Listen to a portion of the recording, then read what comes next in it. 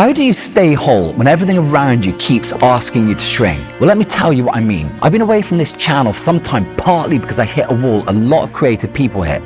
The harder I tried it to fit myself into one neat, algorithmic, friendly niche on YouTube, the more I felt myself disappearing. I found myself wrestling with the question of how you package the whole of a self into an online frame. So in my case, I'm a musician, a filmmaker, and I've just started a solopreneur business.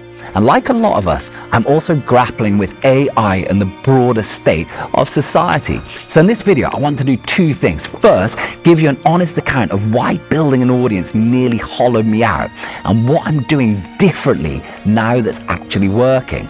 And second, ask you a real question I need your help answering, because I'm bringing this channel back and I want to know what you'd like to see more of. So for the last 2 years, I was putting real energy into making videos here. I absolutely loved it, pouring myself into it, but honestly, it was a bit of a nightmare for traction. Not crying, that's just the reality. And there's also a human toll when you throw yourself into something continuously, but feel for the most part like you're howling into a void. On some level, I started to feel I was feeding an insatiable machine that took sadistic delight in consuming the chunks of my life that I paid into it. And as you get older, that question of time, of where your life is actually going, becomes more and more serious. So I stepped away, not from the people, but from the math of it. So here's what I've come to understand in the time since. The reason it wasn't working wasn't that I was failing, though of course you have to take that on the chin too. It was that I was trying to do the one thing this whole system tells you to do, and the one thing I'm constitutionally incapable of doing. Niche down. Pick a lane, become one clear, legible, algorithmic, friendly entity. And yet, on that, I would say, yeah, I do fail. The whole idea of being a creative being is that you have to remain open, not just to who you are and the world within that, but to the vast tapestry of things outside you too. So when I pulled back from YouTube, it was because I wanted to explore that wider world without feeling I had to limit myself. Or, to put it another way, trying to make YouTube work had started eradicating an openness to new adventures that were calling me, such as setting up my solopreneur business. Simply put, I couldn't fit into the box of my old self, nor the one I feel YouTube rewards its channels for living in. So what's been going on? As a musician, I remain deep within my journey of getting my album Chromatic into the world. I did manage to blow my voice out earlier in the year, and though it's been very upsetting, it's brought me to the door of a new territory that I've been trying to reach for years as a songwriter.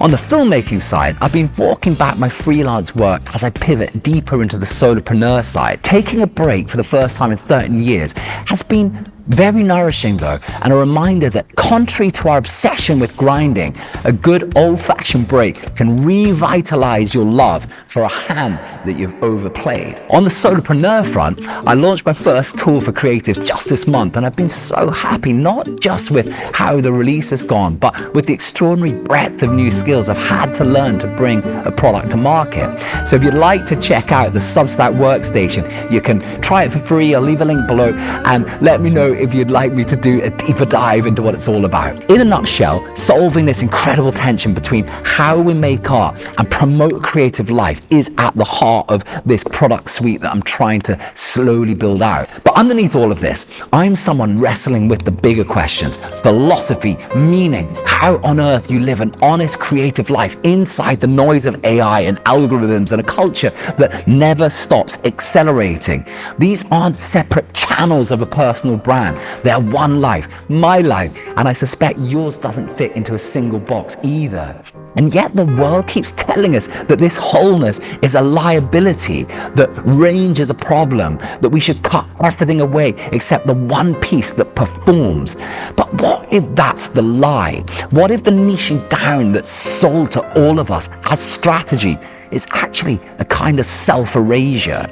You optimize yourself into something small enough for a feed, and in the process, you amputate every other possibility inside you. As Walt Whitman put it, do I contradict myself? Very well then, I contradict myself. I am large. I contain multitudes. The algorithm has no idea what to do with a person who contains multitudes. It wants one thing repeated forever. And I do not want to do that. I want to be this, which I'm well aware is a terrible decision for growing a YouTube channel. So here's my question, and I'd love your feedback on this, guys. What would you like to hear more of from me on this channel? I feel split between selves, so I'm asking you as part of my wider auditioning of life. The first direction is doubling down on my musical life, the part of me that never leaves and that always calls. Would going deeper into that journey of fulfilling my musical potential and sharing deeper what I discovered there along the way be an exciting direction for you? Or would you be more interested in the pivot itself into this brave new world of my solopreneur work and trying to unify a creative life within the challenges we all face as creatives in the modern world? Or finally, would you like me to invite whatever the hell is going on to be the thing itself? So the question is music, solopreneur, or the whole damn totality? Where I'm landing in regard to YouTube is thinking over the place of the unified self in the age of algorithms. I'm in a good spot altogether, but I also feel that I've stumbled upon a crossroads of sorts. In an age where everyone wants to tell you the answer, I thought I'd instead offer up the question itself. I no longer feel that not knowing is a weakness, but rather a precipice upon which you stand when you're about to make wonderful new discoveries. And in that, I think that the question itself is the point. I think what we carry inside us, all of us, is a question. And the brave thing is to explore it out loud and together and to share it, rather than shrink it down into something that no longer fits. Thanks for your time, guys. I'm listening, and it's really good to be back.